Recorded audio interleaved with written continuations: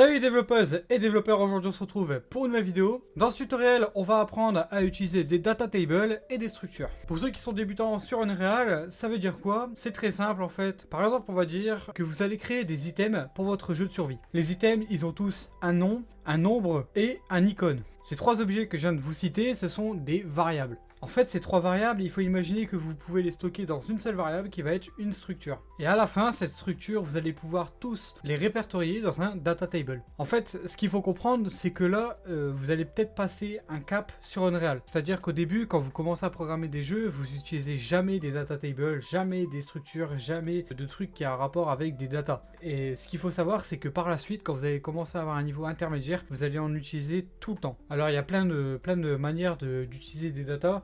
C'est-à-dire, vous pouvez utiliser des data assets, des data tables et des structures. Les structures et les data tables, ça va ensemble, et data assets, c'est à part. Pour les data assets, on verra ça dans une prochaine vidéo, et on verra aussi les différences qu'il y a entre une data asset et une data table. Mais ça, on le verra dans une prochaine vidéo. Dans cette vidéo, je vais donc vous apprendre à créer une structure, et je vais vous montrer un exemple à quoi ça peut servir, et je vais vous montrer comment créer une data table avec une structure. Pour cette vidéo, je vais montrer l'exemple d'un item, comme je l'ai dit au début de vidéo. Donc c'est parti. On va se rendre du coup dans un dossier que moi pour ma part j'ai appelé Blueprint et je vais créer un nouveau dossier, donc New Folder, que je vais appeler Item Tuto. Je vais double-cliquer dessus et je vais pouvoir montrer. Alors tout d'abord, ce qu'on a dû vous apprendre pour créer un item, c'est créer une blueprint classe de type acteur qu'on appelle A ou autre chose, hein, mais A underscore item. On va dire wood. Si vous voulez créer du bois, vous allez faire A underscore wood. Vous allez donc ensuite mettre un cube.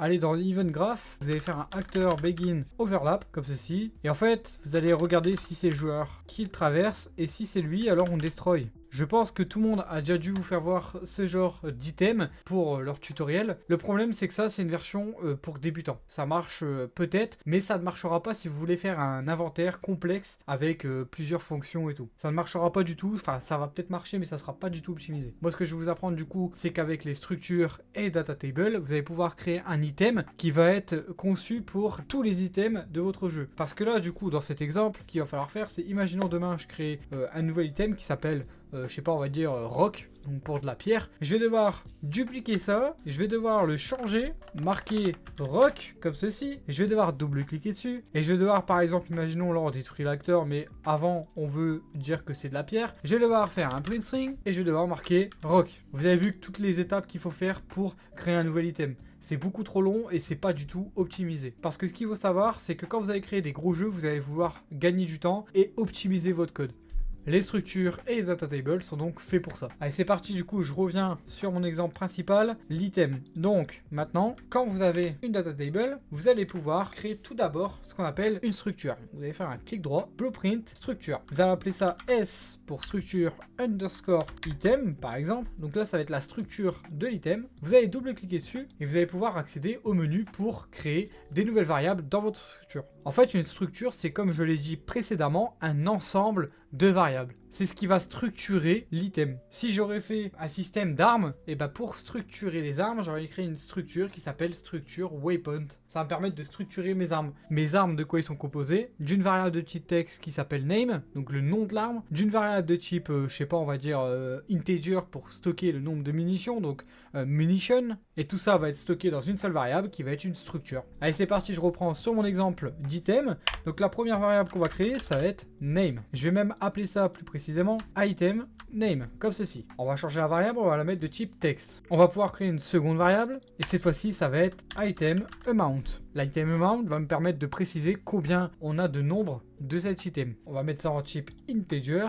On va pouvoir créer une dernière variable qui va s'appeler item icon. L'item icon, ça va être une texture 2D. C'est par exemple quand vous allez créer un inventaire, ça va vous permettre d'afficher directement une image de cet item afin de rendre votre inventaire visible. Si on va dans default value, ça va nous permettre de voir à quoi va ressembler cette structure. On a bien notre item name. Donc là, ça va être par exemple si je crée...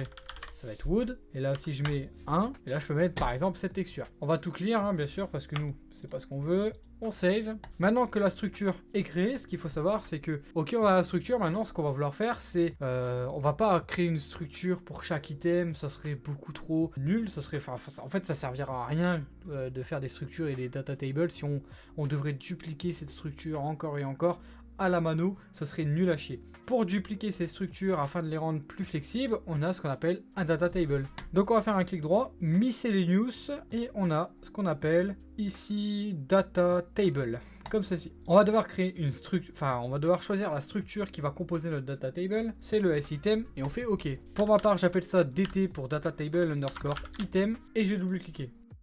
Ceci est un data table. Dedans, dans ce data table, dans ce tableau, voilà, je vais appeler ça un tableau à partir de maintenant. Dans ce tableau, ce qu'il faut comprendre, c'est que dedans, il y aura tous les items de mon jeu, mais absolument tous les items. S'il y a 10 000 items, il y aura 10 000 colonnes pour ce tableau. Pour créer une colonne, c'est très simple, on a un bouton qui s'appelle Add pour ajouter. On a le row name. Le row name, c'est quoi? C'est le nom identitaire de la ligne, en gros de l'item. Par exemple, si on met, je sais pas, wood, pour citer l'exemple de tout à l'heure, pardon. Ensuite, l'item, on va mettre wood, l'item name, comme ceci. L'item amount, pour l'instant, on met 1. Pourquoi?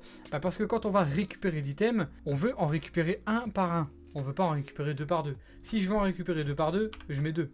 Là, à chaque fois qu'on récupère l'item, on va en récupérer qu'un seul. Si demain, je crée un tas de branches, par exemple, qui veut nous faire récupérer 3 de bois, et ben alors je vais créer un nouvel item qui va me donner 3 de wood, tout simplement. L'item icône, on peut mettre celui-ci. Maintenant, du coup, il y a plusieurs termes à avoir pour la data table. C'est comment récupérer des données. Et ce qu'il faut savoir, le point le plus important, c'est qu'on ne peut pas modifier de données dans la data table. Vous allez me dire, mais du coup, à quoi ça sert d'avoir une data table si on ne peut pas avoir, on peut pas modifier les données?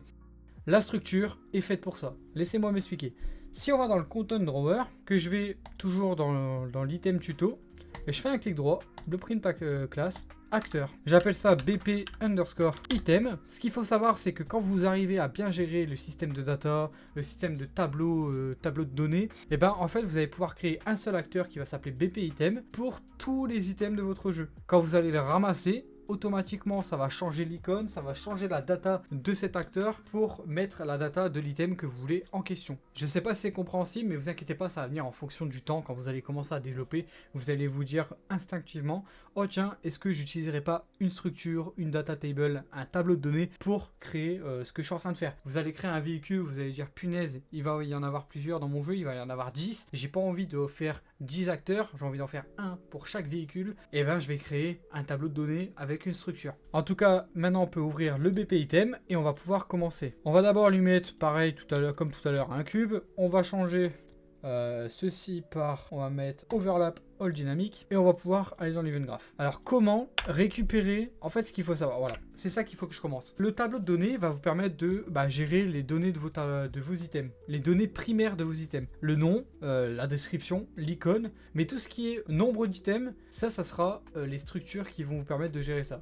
Le tableau de données va pas pouvoir être modifié, du coup si vous créez un système d'inventaire, vous ne pourrez pas modifier le nombre d'items que vous avez dans l'inventaire puisque vous ne pouvez pas modifier le tableau de données. Ce qu'il faut savoir, c'est que le tableau de données, en fait au début de la création de l'item, il faudra récupérer toutes les informations sur l'item en question, créer une nouvelle variable qui s'appelle du coup s underscore item, et en fait il faudra changer en fonction des données la structure. Je sais pas si c'est compréhensible, mais on va faire le test tout de suite. Au début du lancement, donc begin play de mon BP acteur, ce qu'il va falloir faire, c'est tout d'abord on va créer une variable dans l'acteur et on va appeler ça data. Dedans on va récupérer un data, on va marquer data row comme ceci, et on va récupérer le data table row handle. Si je le compile et que je save, que je clique sur le data, que je déplie data, on peut voir qu'on a un data table et row name. C'est quoi? C'est tout simple. Le data table, c'est quel tableau de données vous voulez utiliser, et le row name, c'est quelle colonne de ce tableau. Nous, on a créé qu'une seule colonne qui s'appelle wood. Ça veut dire que là, si je clique comme ça, on va récupérer au lancement du jeu les données du bois.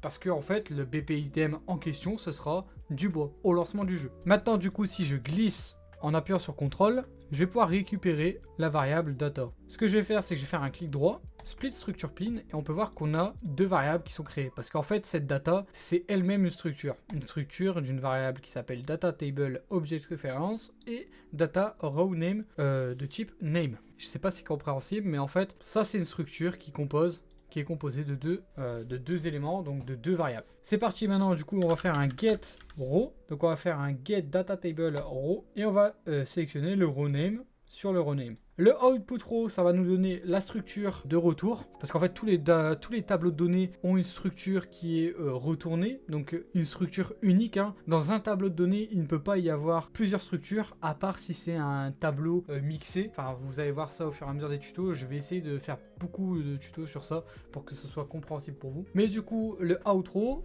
nous, ce qu'on veut, c'est un s_item. Donc, on va faire un break s_item et on peut voir que du coup, on va casser la structure s_item.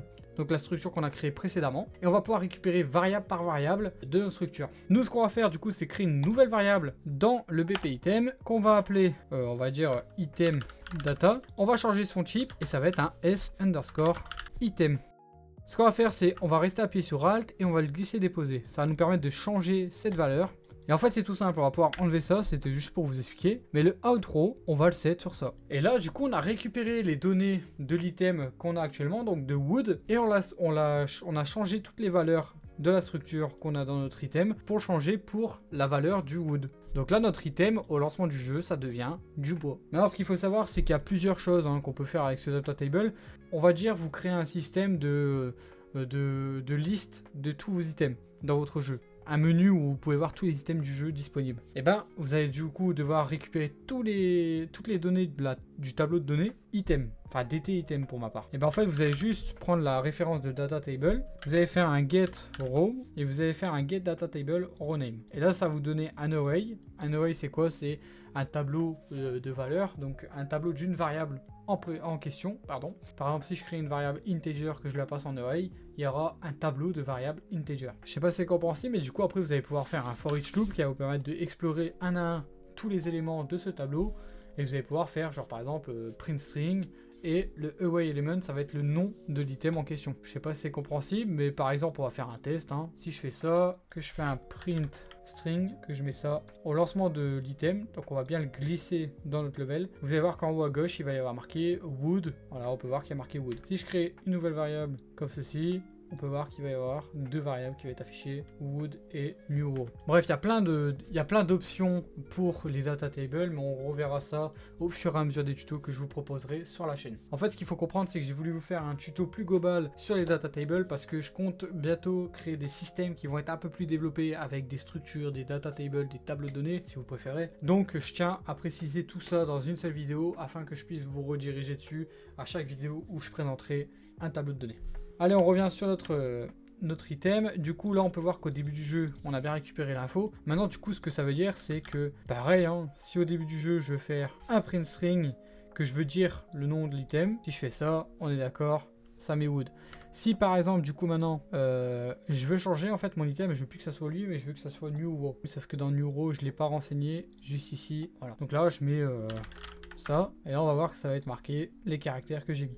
Voilà. En fait, c'est à peu près tout pour le tuto d'aujourd'hui. Je vous ai appris la logique des data, enfin des tableaux de données et des structures. Ce que je vous propose, c'est que si ça vous plaît, je peux continuer cette série sur les tableaux de données en créant ce qu'on appelle un item, du coup un système d'items qui va être réutilisable, qui va être plus flexible, ce qui va vous permettre d'apprendre beaucoup plus sur les tableaux de données et de connaître le sujet sur le bout des doigts. N'hésitez pas à me le dire si vous voulez, vous me mettez un petit commentaire, oui je veux la suite, s'il te plaît t'es le meilleur, je veux la suite, t'es le meilleur youtubeur français sur Unreal, t'expliques trop bien, voilà. Et vous mettez tout ça et je vous fais un tuto au plus vite. D'ailleurs, petit aparté, n'hésitez pas à liker, partager cette vidéo, commenter, ça nous fait vraiment plaisir et ça nous aide pour le référencement. En tout cas, merci d'avoir suivi ce tuto. N'hésitez pas, comme je vous l'ai dit, en commentaire. Je vous fais la suite. Merci à toi, salut et bonne journée.